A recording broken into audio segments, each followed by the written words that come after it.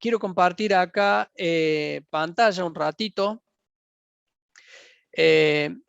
para mostrar una imagen. No sé si ya la están viendo ahí. Sin duda que uno habla a veces de cocaína, escuchamos esta noche testimonio acerca de eso, alcohol, pornografía y muchas problemáticas, ¿no? Pero ves ahí que hay como un sendero y ves donde hay crucecitas.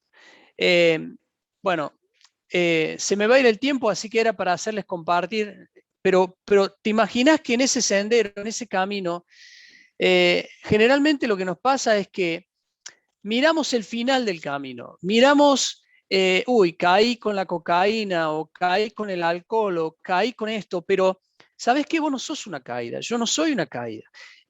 Nuestra vida en realidad va teniendo instancias, va teniendo lugares, va teniendo momentos, va teniendo situaciones, y algo que muchas veces me ha pasado es de ver que en realidad miramos demasiado aquella gran decisión o aquel pecado o aquello que es el final del camino. Cocaína, poné lo que vos quieras. Pero no miramos todas aquellas muchas pequeñas decisiones que están antes, ¿no? ¿Por dónde voy a estar? ¿Con quién voy a estar? ¿Haciendo qué? Y qué importante que es esto, y lo vamos a ver. Vamos a considerar esta noche dos personas en la palabra de Dios. Una es David, y no hace falta que busques este texto bíblico porque lo puse ahí. En 2 Samuel, capítulo 11, versículo 1, se nos narra la historia de David y Betsabé. Una historia bastante conocida incluso en el mundo, secularmente. Y yo te quiero leer este primer versículo para que veas cómo hay un acontecimiento en la vida de David que empieza justamente por una rutina cambiada de David. Fíjate, dice, en la primavera, cuando los reyes suelen salir a la guerra, David envió a Joab y al ejército israelita para pelear contra los amonitas. Destruyeron al ejército amonita y sitiaron la ciudad de Rabá. Sin embargo, David se quedó en Jerusalén.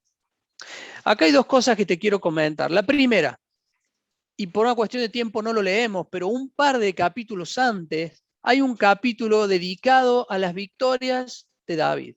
David venía de victoria en victoria. David venía triunfando sobre todos los pueblos alrededor. Realmente dice que Dios le acompañaba. Él estaba en un momento de gran prosperidad, podríamos decir. Pero acá resulta ser que cuando los reyes, cuando él mismo tenía que salir a la guerra, él probablemente, y no lo puedo afirmar, pero quizás en la mente de David pasó esto. Bueno, la verdad, le ganamos a todos, ya está todo tan asegurado, ya tenemos un ejército tan fuerte, ya todos nos tienen miedo. ¿Para qué voy a ir yo? Es suficiente que vayan mis muchachos. ¿Y sabes qué hizo él? Se quedó a hacer un poco de ocio. Dice el relato que se acostó a dormir hasta el mediodía. Se mandó ahí una siestita David, estaba haciendo nada, después salió a caminar, y vamos a ver que David en este momento de hacer este vacío, ¿no? Este ocio, él termina mirando a Betsabé, y vamos a leer después en los versículos que siguen cómo David termina pecando en adulterio con Betsabé. Pero te quiero decir algo antes de pasar al resto del pasaje bíblico. Mira, cuando vos tomás un camino equivocado, ninguna opción, ninguna bifurcación va a ser buena. No sé si me entiendes. Todo lo que te queda, si querés seguir bien, es volver para atrás. Volver al punto de donde venís.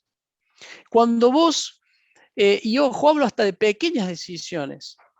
Mira, a mí me pasó en mi etapa joven, adolescente, que, bueno, yo soy de Córdoba, ¿no? Córdoba capital, pero el único lugar donde había comercios para comprar ropa o cosas era en el centro de Córdoba. Y a mí me pasaba que cuando iba al centro, miraba cosas, veía cosas que me hacían mal. ¿Sabes qué hice un día? Dije, no me compro más ropa. Voy a ir, en lugar de 4 veces al año, voy a ir una vez al año y voy a orar antes de ir. Y el resto me voy a contentar con lo que tengo porque no me hace bien. Y esto te podrá parecer una decisión demasiado drástica, pero no sabes lo bien que me hizo. Y Dios me bendijo. Y Dios me bendijo. Entonces, cuando vos tomaste una decisión y vas por un camino, si te estás dando cuenta que no es un sendero, no es el lugar donde Dios quiere, no hay bifurcación buena hacia adelante, todo lo que te queda es retroceder. Vamos a considerar el resto del pasaje ahí en 2 Samuel, y ahora sí, si lo quieren buscar, si no, no te preocupes, yo voy a leer los versículos, yo voy a leer esta historia para que la podamos considerar. Voy a leer solo algunos versículos importantes ahí del 2 al 5, como para que entendamos la situación. Yo ya te conté que David no ha ido a la guerra, mandó a sus guerreros, él no fue y se quedó a hacer un poco de ocio. Y dice así: una tarde, al levantarse David de la cama, fíjate vos, ¿no? Siesta amiga, pero no esa siesta reparadora. Yo creo que esto realmente era un momento de ocio en la vida de David. Comenzó a pasearse por la azotea del palacio y desde allí vio una mujer que se estaba bañando. La mujer era sumamente hermosa, por lo que David mandó que averiguaran quién era y le informaron: se trata de Betsabe, que es hija de Elián y esposa de Urías el elitita. Entonces David, ¿qué hizo? Fíjate, ordenó que la llevaran a su presencia, y cuando Betsabe llegó, él se acostó con ella. Después de eso, ella volvió a su casa. Bueno, hacía poco que Betsabe se había purificado de su menstruación, así que quedó embarazada, y escucha bien, y se lo hizo saber a David. Vamos a llegar hasta ahí nomás. A ver, un David que empieza su día, su rutina, no yendo al lugar donde Dios esperaba que estuviera. Estamos hablando de que en la guerra todo era duro, todo era difícil, había pérdidas, había que tomar decisiones, había que cuidar a la gente y había que cumplir la voluntad de Dios, porque Dios le mandaba a hacer eso. Él decide quedarse.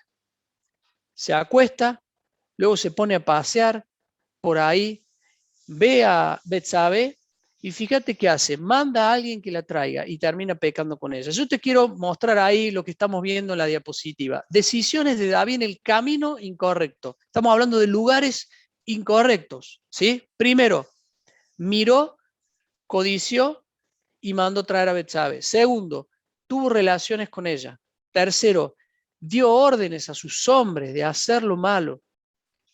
Cuarto, y ya te lo voy a contar en la historia, mandó a matar a Urías, el esposo de Betsabe. Y quinto, mintió en todo el proceso, escondió su pecado. La historia nos relata que David, cuando sabe que Betsabe había quedado embarazada de él, trató de hacer lo imposible para que Urías estuviera en su casa en lugar de estar en la guerra. Hasta lo emborrachó a Urías para que él pudiese acostarse con Betsabe y hacer pasar a aquel hijo que iba a venir como un hijo de Urías.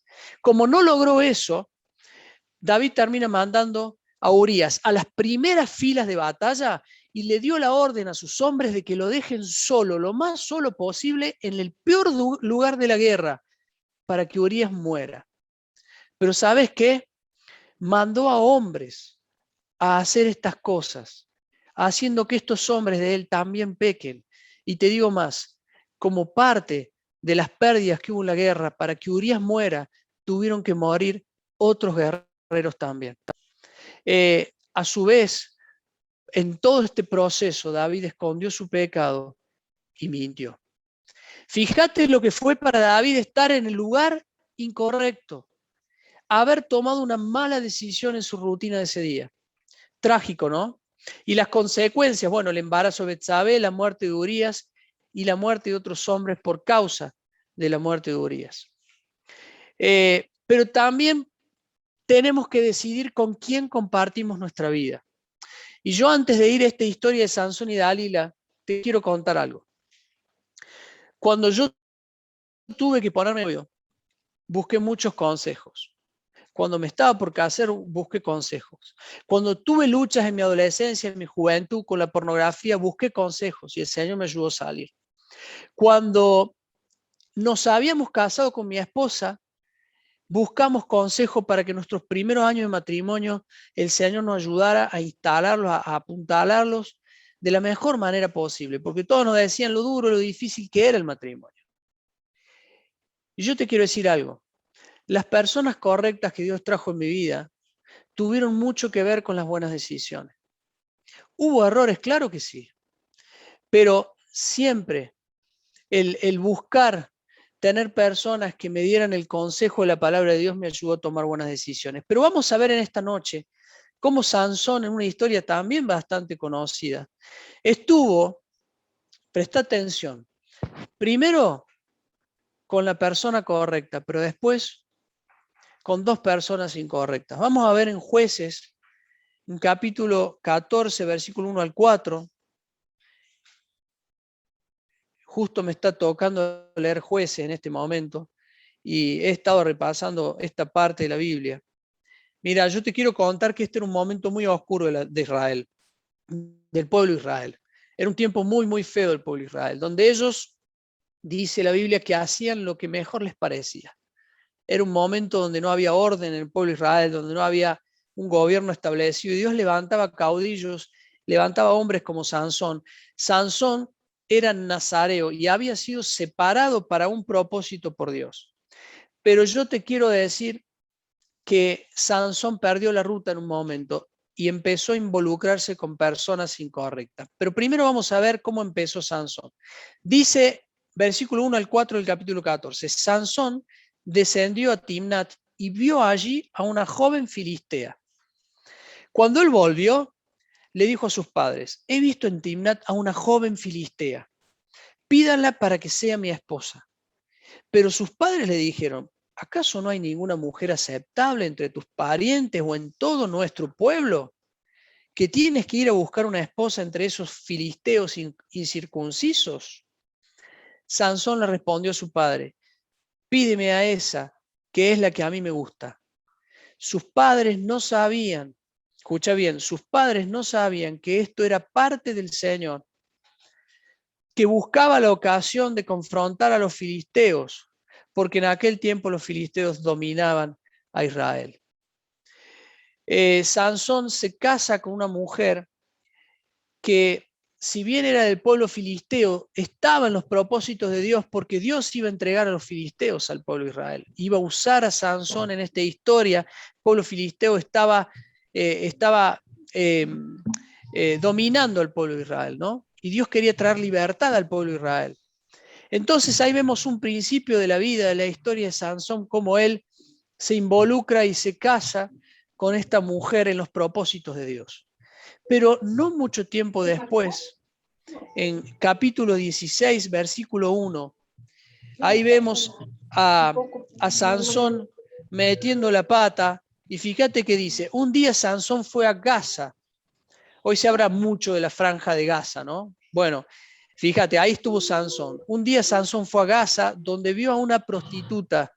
Entonces entró para pasar la noche con ella. Fíjate vos, Sansón, un hombre apartado por Dios, para propósitos de Dios, santificado, como él, como si nada, va y pasa la noche con una prostituta. Ahí empieza a vincularse sexualmente y a estar con personas incorrectas. Pero fíjate cómo sigue. Versículos 4 y 5. Dice así, pasado algún tiempo, Sansón se enamoró de una mujer del valle de Sorek que se llamaba Dalila. Los jefes de los filisteos fueron a verla y le dijeron, sedúcelo para que te revele el secreto de su tremenda fuerza y cómo podemos vencerlo, de modo que lo atemos y lo tengamos sometido. Cada uno de nosotros te dará 1100 monedas de plata.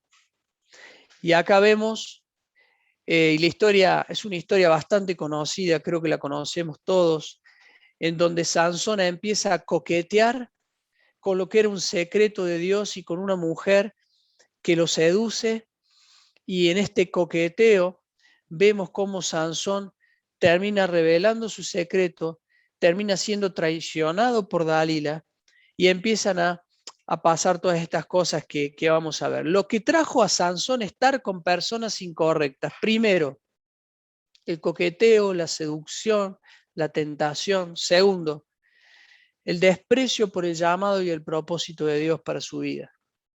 Tercero, llegar al punto de revelar su secreto, el secreto de Dios, y obviamente cuáles han sido las consecuencias. Mira, el versículo 19 nos relata que él perdió fuerza porque él reveló ese secreto, perdió la bendición de Dios en su vida, el Señor lo abandonó, versículo 20.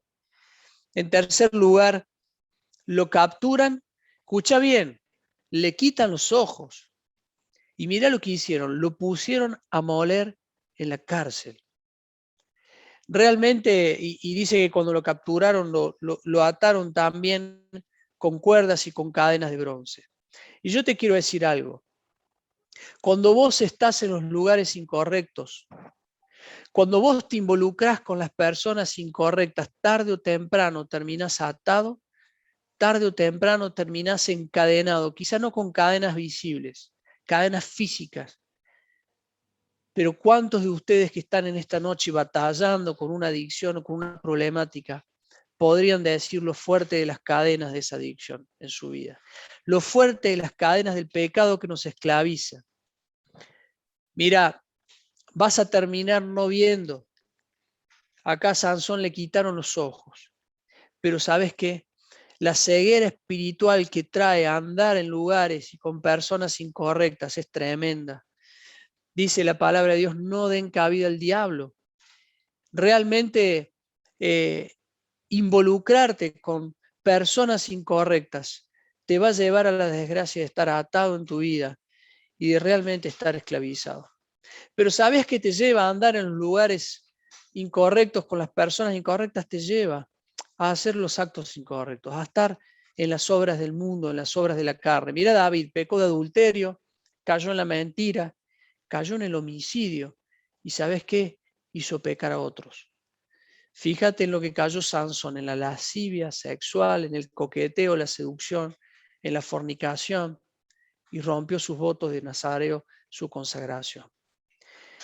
Realmente yo te quiero dejar también una palabra de esperanza sobre estas historias. Vos sabés que David fue restaurado. Para mí David es un modelo de restauración en la Biblia, es un modelo que siempre me inspiró, siempre llenó mi mente de lindas cosas, ¿no? Para mí, para mis caídas, para mis resbalones, pero también para ayudar a otras personas.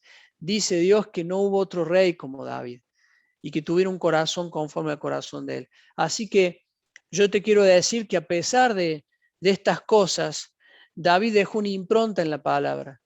Y también Sansón está en el listado de los héroes de la fe del libro de Hebreos.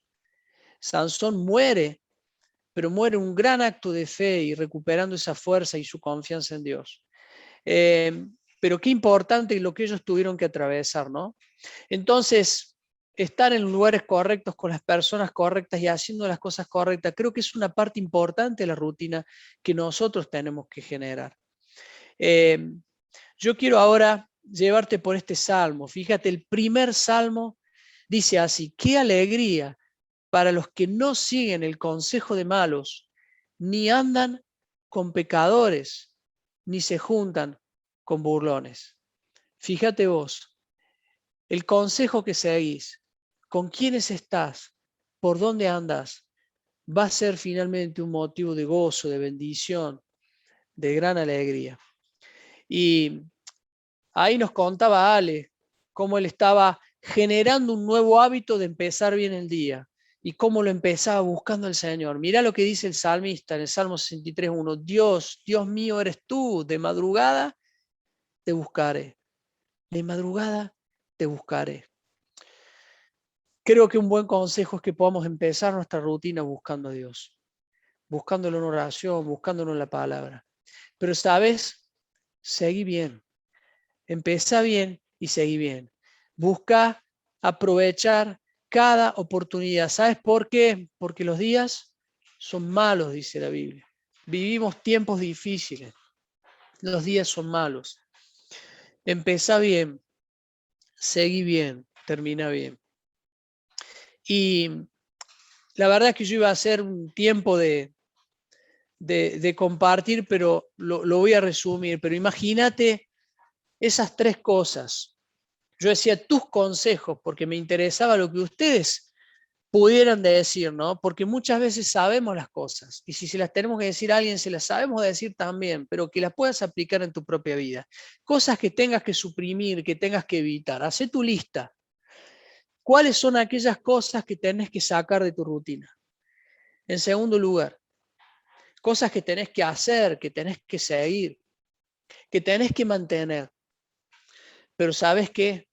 De esas cosas, ¿cuáles son aquellas que tenés que priorizar?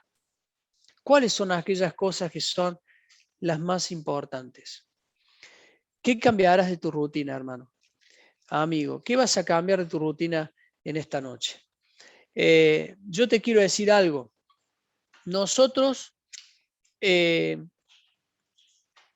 podemos llegar a lugares impensados, a estar con personas impensadas simplemente porque no definimos y no tomamos decisiones antes. Y de pronto, el punto final puede ser la cocaína, el punto final puede ser el alcohol, el punto final puede ser estar involucrado sexualmente con la pornografía, con alguna persona. El punto final pueden ser muchas cosas.